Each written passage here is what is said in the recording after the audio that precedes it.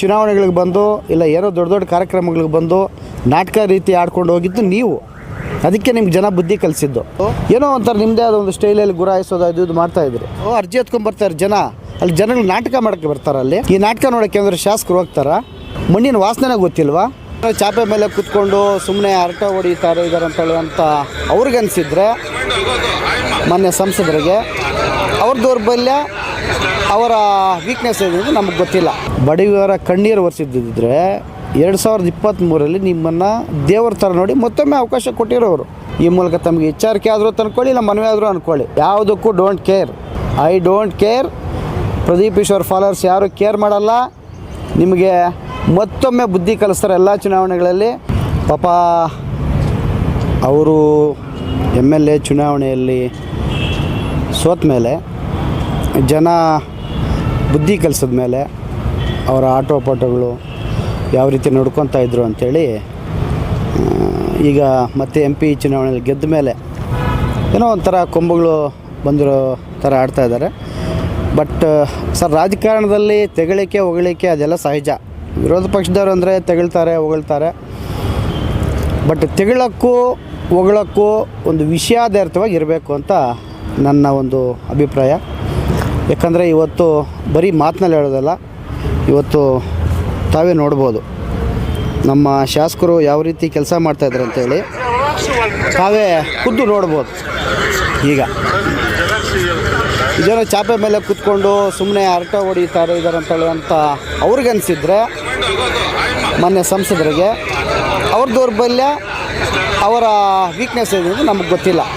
ಇವತ್ತು ನೋಡ್ಬೋದು, ನಾವು ನೋಡ್ತಾ ಇದ್ದೀವಿ. ಇಒ ಇದ್ದಾರೆ, ಪಂಚಾಯಿತಿ PDO ಇದ್ದಾರೆ, ಎಲ್ಲ ಅಧಿಕಾರಿಗಳಿದ್ದಾರೆ, ಜನ ಇದ್ದಾರೆ.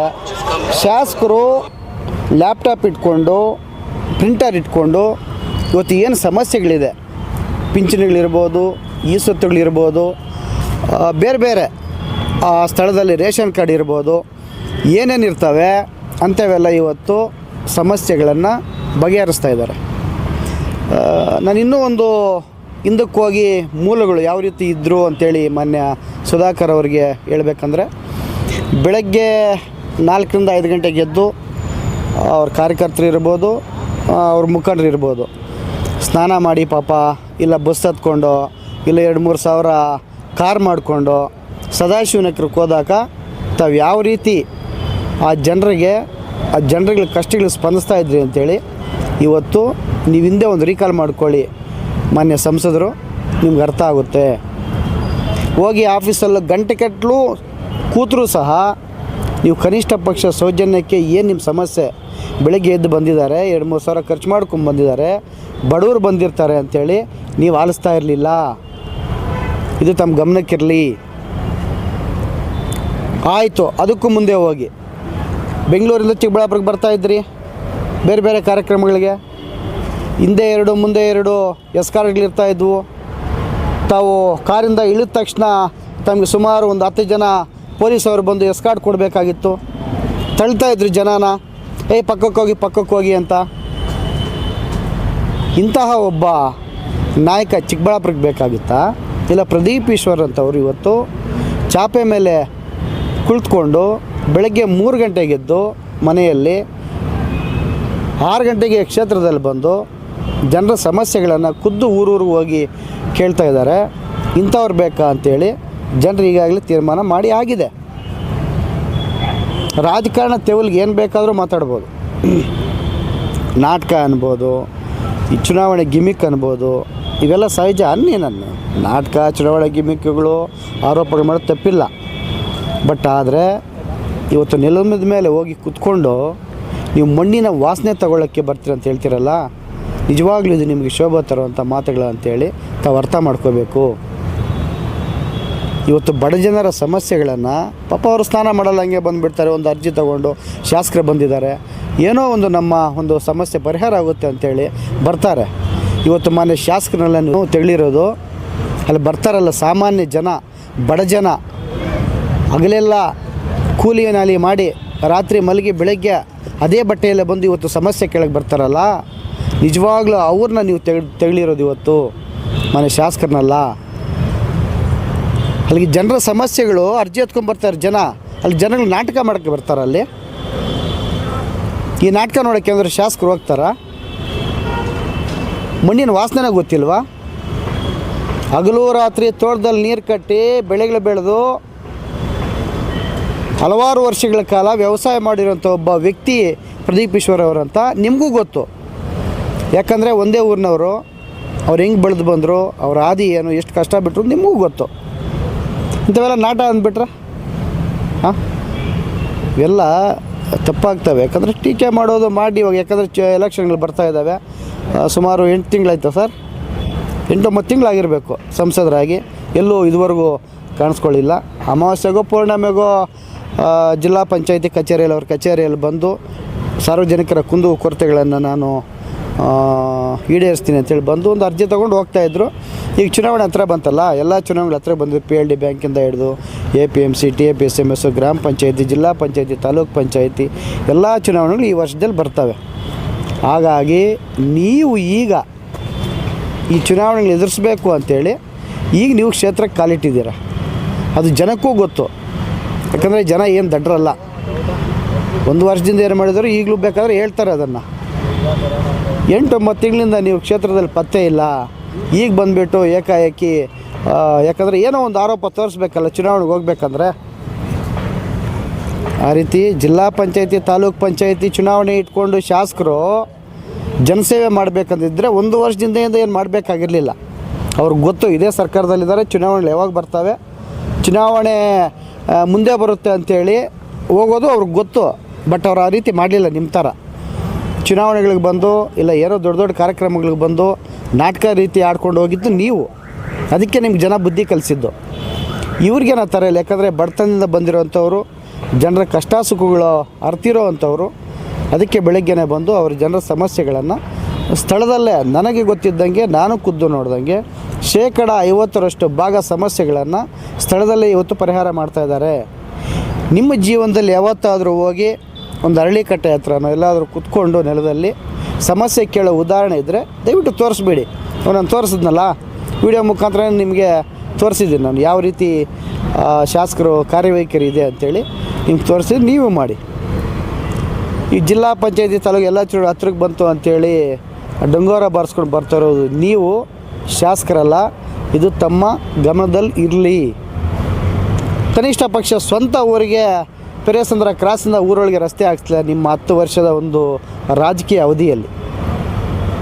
ಅದಕ್ಕೂ ಮಿಗಿಲಾಗಿ ದಲಿತರ ಒಂದು ಏನು ಕಾಲೋನಿ ಇದೆ ತಮ್ಮ ಮನೆಗೆ ಅಂಟಿಕೊಂಡಂಗೆ, ಅವ್ರಿಗೊಂದು ಸ್ಮಶಾನ ಕೊಡೋಕ್ಕಾಗಲಿಲ್ಲ. 10 ವರ್ಷಗಳ ಮಂತ್ರಿಗಳಾಗಿದ್ರಿ ನೀವು, MLA ಆಗಿದ್ರಿ. 10 ವರ್ಷಗಳಲ್ಲಿ ಯಾವತ್ತೂ ಏನೂ ಮಾಡೋಕ್ಕಾಗಿಲ್ಲ. ಕನಿಷ್ಠ ಒಂದು ಸ್ಮಶಾನಕ್ಕೆ ಜಾಗ 1.5 ಎಕರೆ ಕೊಡೋಕ್ಕಾಗಲಿಲ್ಲ ನಿಮ್ಮ ಕೈಯಲ್ಲಿ. ಪ್ರದೀಪ್ ಈಶ್ವರ್ ಅವರೇ ಬರಬೇಕಾಯಿತು ಅದನ್ನು ಕೊಡೋಕ್ಕೂ. ಇಂಥವು ಹೇಳ್ತಾವ ಆರೋಪಗಳು ಮಾಡ್ತಾ ಹೋದರೆ ಸಾವಿರಾರು ಇದ್ದೇ ಇರ್ತವೆ. ಬಟ್ ನಾನು ಹೇಳೋದು ಒಳ್ಳೆ ಕೆಲಸ ಮಾಡ್ತಾಯಿದ್ದಾರೆ, ಬಡವ್ರ ಪರವಾಗಿ ಮಾಡ್ತಾಯಿದ್ದಾರೆ. ಅದನ್ನು ನೀವು ಶ್ಲಾಘನೆ ಮಾಡಿ. ಶ್ಲಾಘನೆ ಮಾಡೋಕ್ಕಾಗಿಲ್ವಾ? ಆರಾಮಾಗಿ ತೆಪ್ಪಗೆ ಮಲ್ಕೊಂಡು ನಿಮ್ಮಷ್ಟು ನೀವಿರಿ. ನಾನು ಅಷ್ಟೇ ಹೇಳಕ್ಕೆ ಬಯಸ್ತೀನಿ ಇವತ್ತು.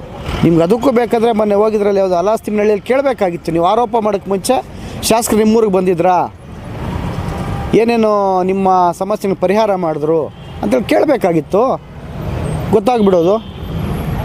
ಹಾಂ, ಯಾಕಂದರೆ ಬಡ ಜನ, ದಲಿತ ಬಂಧುಗಳು, ಹಿಂದುಳಿದವರು ಈ ಕ್ಷೇತ್ರದಲ್ಲಿ ಜಾಸ್ತಿ ಇದ್ದಾರೆ.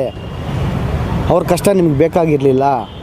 ನಿಮ್ಗೇನಿದ್ರು ಫಾರ್ಚುನರು, ಇನೋವಾದಲ್ಲಿ ಬಂದು ತಮ್ಮ ಮನೆ ಮುಂದೆ ಸದಾಶಿವನಗರದಲ್ಲಿ ಆಫೀಸಲ್ಲಿ ಕೂತ್ಕೊಂಡು ಬರೋವಂಥ ಜನ ಬೇಕಷ್ಟೇ ನಿಮಗೆ. ಬಡವರ ಕಣ್ಣೀರು ಒರೆಸಿದ್ದಿದ್ರೆ 2023ರಲ್ಲಿ ನಿಮ್ಮನ್ನು ದೇವರ ಥರ ನೋಡಿ ಮತ್ತೊಮ್ಮೆ ಅವಕಾಶ ಕೊಟ್ಟಿರೋರು. ಇವತ್ತು ಯಾಕೆ ನೀವು ಅವಕಾಶ ವಂಚಿತರಾಗಿದ್ದೀರಂದರೆ ನಿಮ್ಮ ನಡವಳಿಕೆ, ನೀವು ಒಬ್ಬ ಪ್ರತಿನಿಧಿಯಾಗಿ ಜನರಿಗೆ ಸಿಗದಿರ ಯಾವ ರೀತಿ ಹಿಂಸೆ ಕೊಟ್ರಿ, ಜನರು ಮಾನಸಿಕವಾಗಿ ಯಾವ ರೀತಿ ಕುಂಗೋಗಿದ್ದರು. ಕನಿಷ್ಠ ಪಕ್ಷ ನಿಮ್ಮ ಜೊತೆ ಒಂದು ಫೋಟೋ ತೆಗೆಸ್ಕೊಳ್ಳೋಕೆ ಕೂಡ ಆಗ್ತಾ ಇರಲಿಲ್ಲ. ಎಷ್ಟೋ ಜನ ಇರ್ತಾಯಿದ್ರು ಹುಡುಗರು, ನನಗೂ ಹೇಳೋರು ನಿಮ್ಮ ಜೊತೆಯಲ್ಲಿದ್ದಾಗ ಅಣ್ಣ ಒಂದು ಫೋಟೋ ತೆಗೆಸಿ ಅಂತೇಳಿ. ಆದರೆ ಆಗ್ತಾ ಇರಲಿಲ್ಲ. ಏನೋ ಒಂಥರ ನಿಮ್ಮದೇ ಆದ ಒಂದು ಸ್ಟೈಲಲ್ಲಿ ಗುರಾಯಿಸೋದು ಅದು ಇದು ಮಾಡ್ತಾಯಿದ್ರು. ಹಾಗಾಗಿ ಮನೆ ಶಾಸಕರು ಒಳ್ಳೆಯ ಅಭಿವೃದ್ಧಿ ಮಾಡ್ತಾಯಿದ್ದಾರೆ. ಏನಾದರೂ ಸಮಸ್ಯೆಗಳಿದೆಯಾ ದಯವಿಟ್ಟು ಗಮನಕ್ಕೆ ತನ್ನಿ. ನೀವು ಮಾಧ್ಯಮದ ಮುಖಾಂತರ ತನ್ನಿ, ಇಲ್ಲ ಒಂದು ಪತ್ರ ಬರೀರಿ.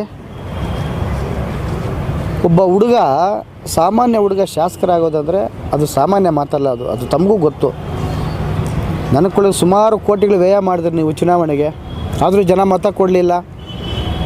ಚಿಕ್ಕಬಳ್ಳಾಪುರನ ಏನು ಉತ್ಸವಗಳು ಅದು ಇದು ಮೆರೆಸ್ಬಿಟ್ರಿ, ಕಲ್ಯಾಣೋತ್ಸವಗಳು ಮಾಡಿದ್ರಿ, ಹಲವಾರು ಆಶ್ವಾಸನೆಗಳನ್ನು ಕೊಟ್ರಿ, ಈಡೇರಿಸಿದ್ರಿ ವೈಯಕ್ತಿಕವಾಗಿ. ಆದರೂ ತಮಗೆ ಮತ ಕೊಡಲಿಲ್ಲ ಅಂದರೆ ಅರ್ಥ ಮಾಡ್ಕೋಬೇಕು.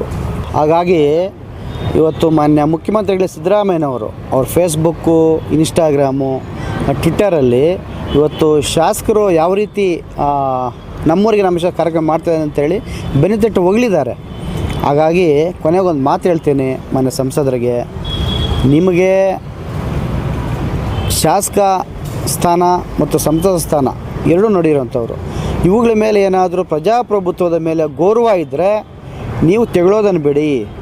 ಅಭಿವೃದ್ಧಿ ವಿಚಾರ ಏನಾದರೂ ಇದ್ದರೆ ಮಾತ್ರ ಅಭಿವೃದ್ಧಿ ವಿಚಾರದ ಬಗ್ಗೆ ನೀವು ದಯವಿಟ್ಟು ಮಾತಾಡಬೇಕು. ಏನಾದರೂ ಸಮಸ್ಯೆಗಳಿದ್ದರೆ ಶಾಸಕರ ಗಮನಕ್ಕೆ ತನ್ನಿ, ಸರ್ಕಾರದ ಗಮನಕ್ಕೆ ತನ್ನಿ.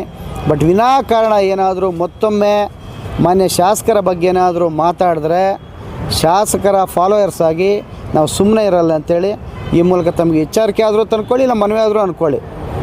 ಯಾವುದಕ್ಕೂ don't care, I don't care. Pradeep Eshwar followers ಯಾರು ಕೇರ್ ಮಾಡಲ್ಲ. ನಿಮಗೆ ಮತ್ತೊಮ್ಮೆ ಬುದ್ಧಿ ಕಲಿಸ್ತಾರೆ ಎಲ್ಲ ಚುನಾವಣೆಗಳಲ್ಲಿ. ಇವಾಗ ಬರೋ ಇರೋ ಚುನಾವಣೆಗಳು ಯಾವ ಸಂಘ ಸಂಸ್ಥೆಗಳಲ್ಲಿ ಹಲವಾರು ಆರೋಪಗಳು ಬರ್ತಾ ಇದ್ದೀವಿ, ನೀವು ಮಾಡ್ತಾ ಇರೋವಂಥ ಒಂದು ಏನು ಕೆಟ್ಟ ಕೆಲಸಗಳು ಅಂತೇಳಿ.